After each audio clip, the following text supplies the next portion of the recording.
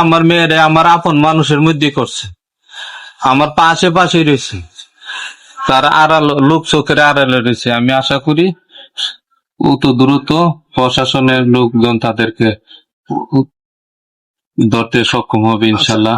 অবশেষে ময়নার বাবা মুখ খুললেন। তিনি বললেন তার মেয়েকে তার আপনজনেরাই মেরেছে, তারা তার আশেপাশেই আছে, লোকচক্ষুর আড়ালে রয়েছে।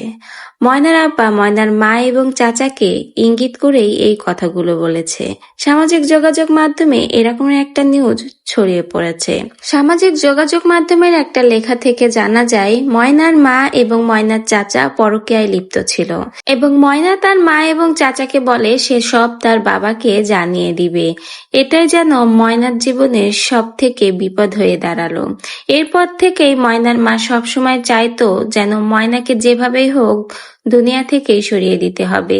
সেই দিনই ময়নাকে ময়নার মা নানাভাবে আঘাত করে, দেয়ালেও আঘাত করেছিল, এছাড়াও ময়নার কানেও আঘাত করেছিল। এরপর তার সেই পরকীয়ার লিপ্ত চাচাকে দিয়েই ময়নাকে দুনিয়া থেকে শেষ করে দিল। জানা যায় ময়না চলে যাওয়ার আগে ময়নার দুটো পা কিন্তু ভাঙা ছিল, একটা হাতও ভাঙা ছিল। ময়না বেঁচে থাকা অবস্থায় তাকে অনেক বেশি কষ্ট দেওয়া হয়েছে, বলতে গেলে খুবই কষ্ট দেওয়া হয়েছে। তার গোপন অঙ্গে রড ঢোকানো হয়েছে। এভাবে নানা রকম কষ্ট দিয়ে যতটুকু ওই ছোট্ট মেয়েটা সহ্য করতে পারে না তার থেকেও অধিক কষ্ট দিয়েই কিন্তু ওই ছোট্ট মেয়েটাকে শেষ করে দিয়েছে এই মা আর চাচা মিলে। তা না হলে ভাবুন, যার সন্তান মারা গেছে তার মা কখনো এইভাবে ইন্টারভিউ দিতে পারে? ইন্টারভিউ দিচ্ছে ভালো কথা, একটু চোখে পানি আন। কোনো পানি নেই ময়নার মার মুখে। সে ফটাফট একটার পর একটা কথা বলেই যাচ্ছে, মনে হচ্ছে কোনো নাটকের স্ক্রিপ্ট সাজানো রয়েছে আর সেটা দেখেই ময়নার মা গলগল করে বলে দিচ্ছে। তা না হলে যার মেয়ে চলে গেছে, সামনেই তার মেয়ের দেহটা পড়ে রয়েছে, তার মা কিভাবে চোখে পানি নেই এইভাবে কথা বলতে পারে, ইন্টারভিউ দিতে পারে? এ সময় কি কোনো মা ইন্টারভিউ দেওয়ার মতো অবস্থায় থাকে? যার ওরকম ফুটফুটে ফুলের মতো একটা মেয়ে দুনিয়া থেকে চলে যায়, আপনারা বলুন। ময়নার বাবা যেটা সন্দেহ করেছে সেটা মনে হয় আসলেই সত্যি সন্দেহ করেছে। তা না হলে একজন মা কিভাবে তার কোলের মেয়েটা চলে যাওয়ায় এরকম শান্ত থাকতে পারে এবং এভাবে ইন্টারভিউ দিতে পারে? আপনারা যদি এখানে ময়নার মার কথাগুলো শোনেন তাহলে হয়তো বুঝতে পারবেন। তো ভিউয়ার্স, ময়নার মা কি বললো সে কথাগুলো শুনুন এবং আমার চ্যানেলে নতুন হলে চ্যানেলটিকে সাবস্ক্রাইব করবেন। মানে মনের সন্দেহ মানে পুকুরের পার, সিফা সাফা, স্কুলের কাছে, এইদিকে একটু মানে গাছবির কাছে আর জঙ্গল আছে, এইদিকে মানে মনের সন্দেহ আমি বিচারছি, পাই নাই, বিচারে আমি গড়ায় বইছি। তারপরে ইমাম সাহেব হুজুর বিলে হেন থেকে ডাকতেছে দুই হাতে, এইভাবে দুনো হাতে ডাকতেছে। তারপরে আমার ওই বাগনা বউ লাগে বারাটা হ্যাঁ সম্পর্কে বাগনা বউ লাগে, হ্যাঁ কইতাছে ক মামি আপনারা জানে কাটা ডাকতেছে দুই হাতে, তাকদা কইরা বাইরুন না, কাটা জানে এইভাবে ডাকতেছে, আমি তো চিনি না, তাকদা কইরা বাইরুন। এই কথা হইন না, দৌড়দা বাড়িতে হুজুর আইসে আমাদের গেটের সামনে, আমিও গেটের সামনে। আমি হুজুর কি ক ময়না মসজিদ দুতলা, তাড়াতাড়ি চলেন, আপনি মা আপনি যান, আপনার মেয়ে উলঙ্গ অবস্থা, তাড়াতাড়ি গিয়া ঘুরেন।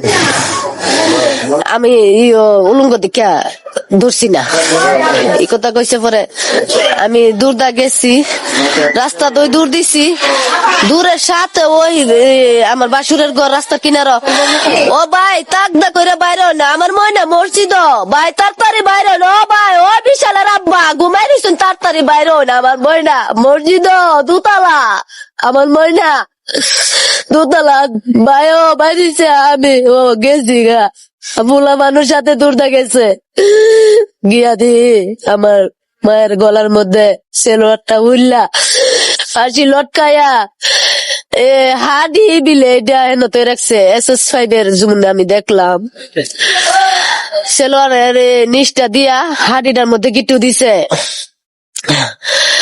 আর সম্ভাবনা মনে গলাটা তো গিটু দিছে, এটা আমি হিয়াল করি নাই। সারাটা অঙ্গ এই লচ্ছিটার মধ্যে সেলোটের মধ্যে গিট্টুটা যেন দিছে হাড়ির সাথে এর গেমে হাবলা দিছি পরে এটা আর চুরছে না এটার মধ্যে গিট্টু পরে আমি এমনি চাইছি দিয়ে আমার মেয়ে সারা অঙ্গ মানে খুবই খারাপ কালা রক্ত শরীর নিচটা তো মেয়ের উদাম উফুতে পড়ে রইছে মুখটা ফু বুঝু বুকটা নিচুজু মুখটা ফু বুঝু মাথাটা হইছে ইজু দক্ষিণ উত্তর পাশে পাইছেন না মারা গেছে আমার মেয়ে তো কালা একবারে কালো হয়ে গেছে গা সারা অঙ্গের মধ্যে মানে উদা দাগ কালা দাগ পর গিটুটাতে আমি ধরছি আর আমার মেয়ের ধরছি না তারপরে সাইডে আমি গেছি গা দূরদা গিয়েছে আমি কান্দাছি আমার ময়না কই আমার ময়না কই আমার ময়না কিতা হইলো আমার ময়না দিয়ে হেন আমার ময়না কই তা কইতাছি আরো জানে কি কইছি মারা গেছে উনি মৃত্যু